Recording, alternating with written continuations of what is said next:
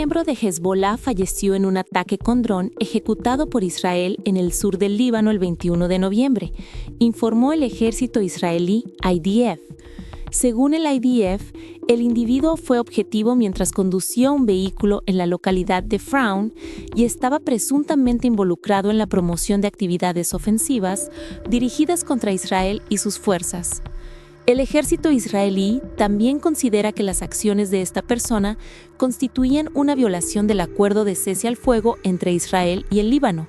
Por el momento, la información proviene únicamente del ejército israelí y no ha sido confirmada por fuentes independientes. Recientemente, el ejército israelí IDF publicó un video que supuestamente muestra a un grupo armado intentando salir del área de túneles conocida como Polsa de Rafah, un sistema de túneles subterráneos ubicado en el barrio de Jenina, en Rafah, donde según el IDF se encuentran atrincherados decenas de miembros. De acuerdo con el ejército israelí, esta red de túneles es actualmente objetivo de las operaciones en curso, con el objetivo declarado de impedir que los grupos armados se reagrupen o se desplacen a otras zonas. La información se basa principalmente en los reportes del IDF y por el momento no cuenta con confirmación independiente. Recientemente, las autoridades de Jamaica anunciaron que el país está enfrentando un brote de la enfermedad causada por la bacteria leptospirosis, relacionada con 6 muertes tras los graves daños provocados por el huracán Melissa a finales de octubre. El huracán categoría 5, Melissa, tocó tierra en la isla caribeña el 28 de octubre, dejando precipitaciones de aproximadamente 76 centímetros que provocaron inundaciones y deslizamientos de tierra generalizados. Según las autoridades, el agua estancada y contaminada después de la tormenta creó condiciones favorables para la propagación de la enfermedad. El ministro de Salud, Christopher Tufton, informó que entre el 30 de octubre y el 20 de noviembre, Jamaica registró 9 casos confirmados de leptospirosis y 28 casos sospechosos. La leptospirosis se transmite a través del agua o el suelo contaminados con orina de animales portadores como los roedores. La bacteria puede ingresar al cuerpo humano a través de cortes en la piel o por los ojos, la nariz o la boca. Al principio, los síntomas como fiebre, dolor de cabeza y dolores musculares pueden confundirse fácilmente con la gripe, pero la enfermedad puede progresar a formas graves, con riesgo de muerte, causando insuficiencia renal, daño hepático, meningitis y hemorragia interna. Tufton enfatizó que este brote ocurre tras el paso del huracán, en un contexto de mayor riesgo de contacto con agua y suelo contaminados. Advirtió que todas las personas expuestas a aguas de inundación pueden estar en grupo de riesgo, entre ellos agricultores, personal de limpieza, rescatistas y quienes transitan por zonas anegadas. Según estimaciones de las autoridades jamaiquinas, el huracán Melissa causó daños por aproximadamente $10,000 millones, afectando fuertemente sectores económicos clave como el turismo y la agricultura, y dañando cerca de 200,000 estructuras. Con el COVID, la pandemia impactó mucho nuestro PIB, pero no redujo la capacidad de crecimiento de la economía, no arrasó puentes, destruyó carreteras, ni interrumpió el suministro de agua de la manera en que lo ha hecho este evento.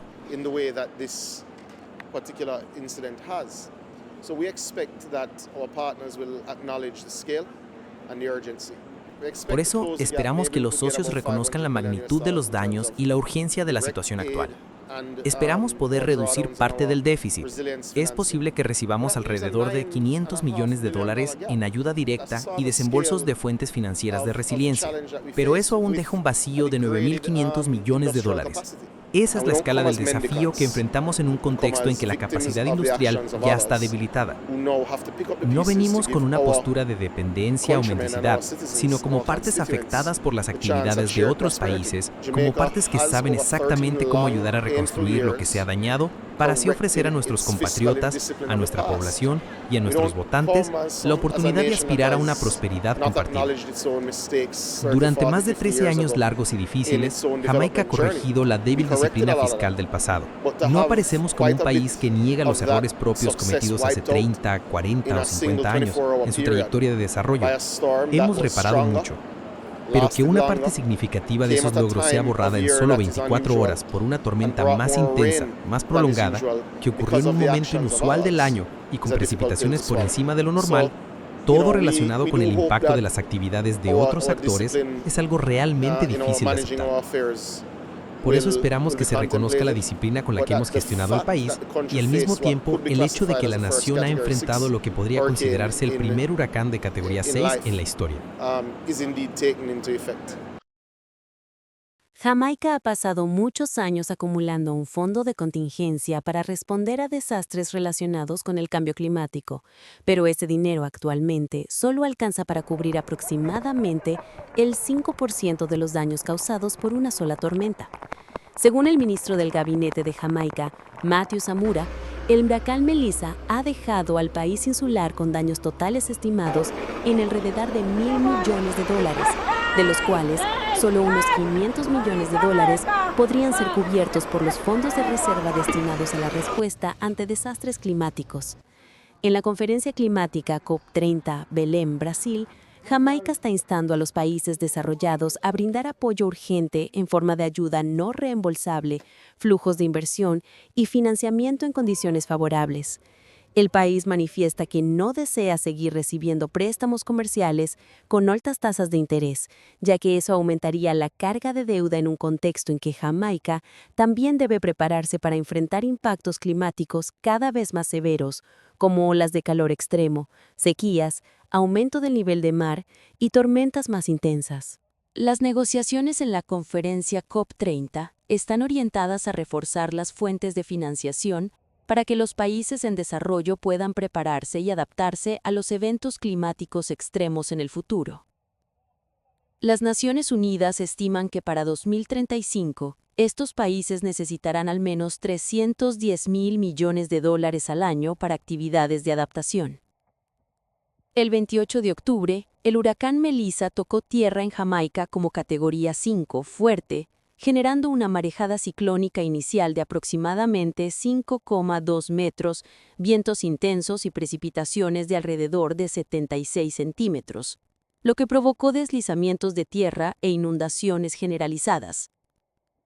Los científicos determinaron que el cambio climático hizo que la tormenta fuera aproximadamente un 30% más intensa que en un escenario sin calentamiento global y que la probabilidad de que ocurriera en esta época del año fue cerca de 6 veces mayor. Antes de la llegada de Melissa, Jamaica había activado varios instrumentos de protección financiera, incluidos bonos catastróficos emitidos por el Banco Mundial, que desembolsaron $150 millones y un programa de seguro paramétrico que aportó alrededor de $90 millones. En total, estas medidas de autoprotección permitieron a Jamaica movilizar aproximadamente $500 millones, mientras que los daños estimados por el huracán Melissa alcanzan los $10.000 millones, equivalentes a casi el 30% del tamaño de la economía nacional. 10 años después del Acuerdo de París, el mundo sigue alejándose del umbral de 1,5 grados Celsius, el límite que determina si nuestros países insulares podrán seguir existiendo o enfrentaremos el riesgo de desaparecer.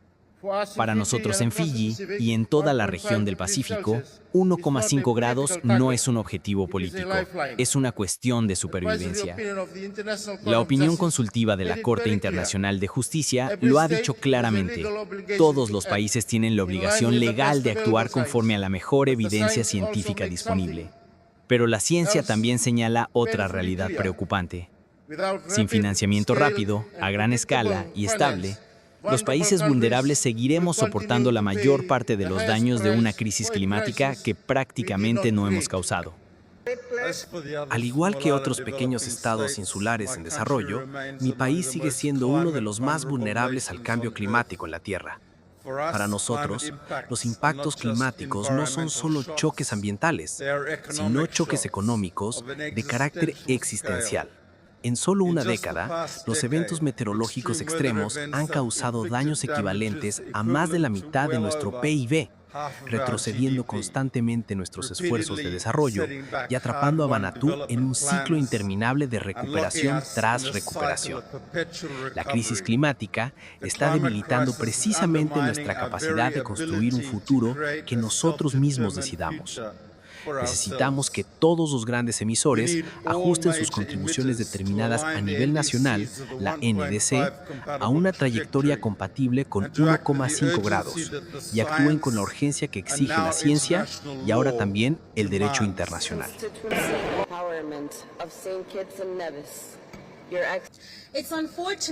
Es lamentable que huracanes categoría 5 como Irma, María, Dorian, Beryl y ahora Melissa se hayan convertido en la nueva realidad para los países del Caribe. Pero aún hay esperanza si trabajamos de manera inclusiva, colaborativa y cumplimos los compromisos. Celebramos que por primera vez se haya activado el Fondo de Pérdidas y Daños y expresamos nuestra solidaridad con Jamaica, Haití, Cuba y otros países insulares mientras enfrentan los graves impactos del huracán Melissa con el apoyo de este fondo. La República de Tanzania, al igual que muchos otros países del continente, sigue enfrentando impactos climáticos cada vez mayores que amenazan nuestros objetivos de desarrollo, aunque contribuimos con menos del 4% de las emisiones globales. Una decisión que se tome en Belém debe incluir indicadores específicos sobre modalidades de implementación, financiamiento, tecnología, transferencia de tecnología y construcción de capacidades. Los líderes y ministros de países especialmente vulnerables al cambio climático aprovecharon el foro de la COP30 el 18 de noviembre para subrayar la creciente gravedad de los impactos de la crisis climática y volver a instar a la comunidad internacional a actuar con urgencia y en línea con el objetivo de limitar el calentamiento a 1,5 grados Celsius establecido en el Acuerdo de París. La conferencia de 2 semanas de duración en la ciudad de Belém, en la región amazónica, reúne a gobiernos de todo el mundo con el propósito de fortalecer el complejo marco de las Naciones Unidas que orienta los esfuerzos globales para contener el aumento de las temperaturas y responder a los daños causados por el cambio climático. Al inicio de la COP30, aún no estaba claro si las partes lograrían avanzar hacia un acuerdo integral al cierre de la conferencia. Temas como el suministro de financiamiento llevan tiempo siendo el centro de las diferencias entre el grupo de países desarrollados, que deben equilibrar presupuestos limitados y múltiples prioridades internas, incluida la seguridad, y los países más vulnerables, como los pequeños estados insulares, que enfrentan un alto riesgo por el aumento del nivel del mar. Mirando el panorama completo, desde el brote de leptospirosis después del huracán Melissa en Jamaica, con daños de $10.000 millones, hasta los llamados llenos de preocupación de los líderes de Fiji, Vanuatu, Saint Kitts y Nevis, Tanzania en COP30, se puede ver que los países vulnerables están en la primera línea de la crisis climática, a pesar de contribuir muy poco a las emisiones globales. Ellos necesitan fuentes de financiamiento justas, oportunas y estables para tanto remediar las consecuencias como prepararse para los próximos shocks. Si quieres continuar siguiendo estas historias climáticas desde una perspectiva equilibrada, dale like, suscríbete al canal y activa la campana de notificaciones para no perderte los videos nuevos. Según tú, ¿cómo deberían los países desarrollados apoyar en términos financieros y tecnológicos a esos países vulnerables? ¿Estás de acuerdo con que el objetivo de 1,5 grados centígrados es una cuestión de supervivencia? Deja tus opiniones abajo de manera civilizada y respetuosa para que podamos intercambiar más. Nigeria atrae nuevamente la atención de los medios internacionales tras una serie de ataques armados, incluyendo el secuestro de estudiantes de 2 escuelas y un ataque mortal contra una ceremonia en una iglesia. Los incidentes de esta semana han aumentado la presión sobre el gobierno de Nigeria, después de que el presidente de Estados Unidos, Donald Trump, amenazara con una acción militar por acusaciones de que el régimen de Abuya reprime a los cristianos. Según The Guardian, el 21 de noviembre, entre las 2 y 3 de la mañana, un grupo armado irrumpió en el dormitorio de la escuela St. Mary's en Papiri, distrito de Agwara, estado de Niger, Nigeria, y secuestró a 215 estudiantes junto con 12 profesores. Hasta el momento, ninguna organización ha reivindicado la responsabilidad del incidente. Los estudiantes que tuvieron la suerte de escapar o correr a casa compartieron que un guardia de seguridad de la escuela fue baleado y afirmaron que sus compañeros fueron llevados al bosque. Las fuerzas de seguridad locales están peinando el bosque cercano y las áreas adyacentes para seguir el rastro y rescatar a los rehenes. Este es el secuestro masivo de estudiantes más grande desde el rapto de más de 200 estudiantes en el estado de Kaduna, en el norte, en marzo de 2024. Según el señor Bulus Dawa Yohana, presidente de la Asociación de Cristianos de Nigeria, la situación de seguridad en las escuelas de este país es cada vez más alarmante. Sin embargo, la escuela St. Mary's ignoró la orden de cierre de internados emitida previamente por las autoridades. Los expertos opinan que los grupos armados fuera de la ley en el noroeste de Nigeria suelen llevar a cabo secuestros para exigir rescates, aprovechando escuelas o dormitorios con protección laxa como objetivos. Esto genera preocupación por la situación de seguridad interna en Nigeria y el derecho de los niños a una educación segura.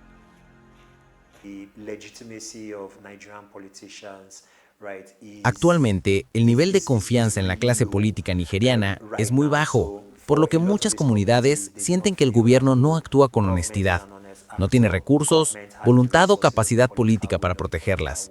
Por eso, en muchos casos, estas comunidades tienen que pagar protección a los mismos que las atacan, como las bandas de secuestradores. Eso convierte al país en un paraíso para cualquiera que tenga un arma y opere fuera de la ley.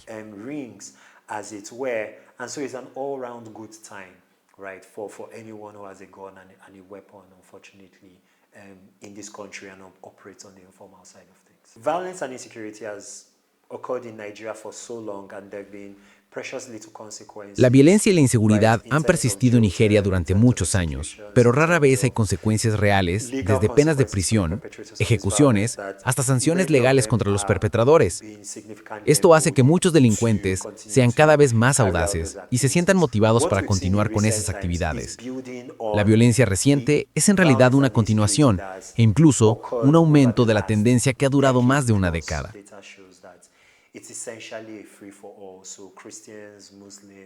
Los datos muestran que esto es casi un vórtice de caos, donde tanto cristianos, musulmanes o personas de otras religiones pueden convertirse en víctimas. La intersección de factores económicos, políticos, sociales y ambientales hace que muchas comunidades, diversas en etnia y religión, caigan en condiciones propensas a la violencia.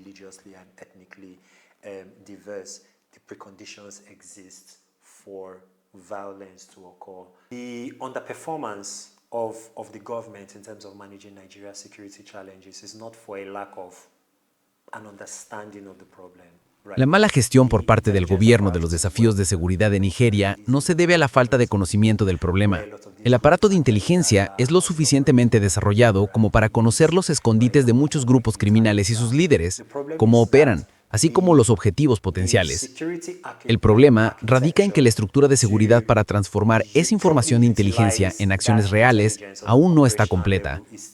Esto lleva a muchas consecuencias lamentables, como ataques aéreos accidentales contra soldados en tierra o civiles inocentes, simplemente porque la información de inteligencia no se utiliza correctamente.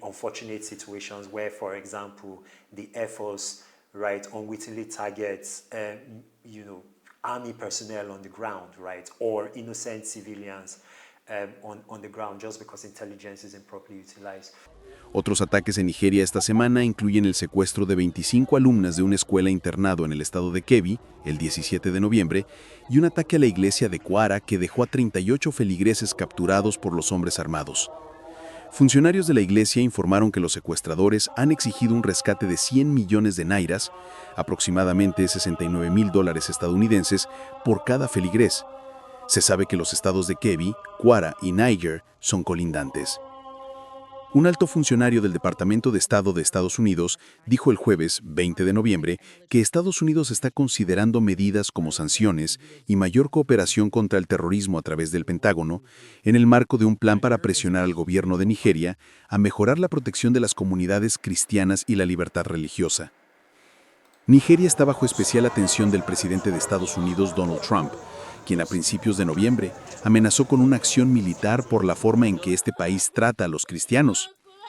El gobierno de Nigeria rebate que las acusaciones de represión contra el cristianismo son una interpretación errónea que no refleja el contexto de seguridad complejo ni sus esfuerzos por proteger la libertad religiosa. Nigeria es un socio clave en la región, la democracia más grande de África y el país más poblado del continente, donde tenemos intereses comunes en economía y seguridad. Que Estados Unidos coordine con el gobierno de Nigeria para construir un plan de acción que fortalezca la seguridad para las comunidades cristianas en riesgo de ataque, así como para todos los nigerianos de todas las religiones que están amenazados en su libertad de creencias por la violencia y el terrorismo persistentes, es completamente consistente con los intereses de Estados Unidos. Damos la bienvenida a la buena voluntad de cooperación de Nigeria después de ser incluido en la lista de países de preocupación particular. Esperamos ver que esos compromisos se conviertan en acciones. La administración Trump está construyendo un plan para incentivar y obligar al gobierno de Nigeria a proteger mejor a las comunidades cristianas y mejorar la libertad religiosa. Este plan considerará la coordinación entre el Departamento de Estado y el Departamento del Tesoro de Estados Unidos sobre sanciones, así como la posibilidad de que el Departamento de Defensa se involucre en esfuerzos contra el terrorismo y otras medidas para proteger a las comunidades religiosas. El secretario de Estado nos ha dirigido a construir un plan integral, utilizando todas las herramientas disponibles, incluyendo apoyo de seguridad y la participación del Departamento de Defensa. El enfoque estará en el apoyo de seguridad que proporcionamos al gobierno de Nigeria y cómo despliegan esos recursos. También podemos compartir información e inteligencia, discutir operaciones contra el terrorismo. Esas son las herramientas principales que estamos considerando en nuestra estrategia. El presidente Trump ha dado un paso firme al volver a incluir a Nigeria en la lista CPC, y creo que eso ha captado la atención del gobierno de Nigeria. Hemos estado y estamos participando en diálogos de alto nivel con ellos, incluyendo esta semana al más alto nivel. Estamos planeando aumentar nuestra presencia en el terreno, desde la embajada hasta otras misiones, para asegurar que el pueblo nigeriano entienda claramente nuestro mensaje importante. Deben actuar mejor. En octubre, el presidente Trump volvió a incluir a Nigeria en la lista de países de preocupación particular, que incluye naciones que Estados Unidos considera violadoras de la libertad religiosa. También dijo que ha ordenado al Departamento de Defensa prepararse para una posible acción militar rápida si Nigeria no detiene las matanzas de cristianos, y al mismo tiempo declaró la suspensión total de la ayuda y el apoyo a la nación más poblada de África y el mayor productor de petróleo de la región.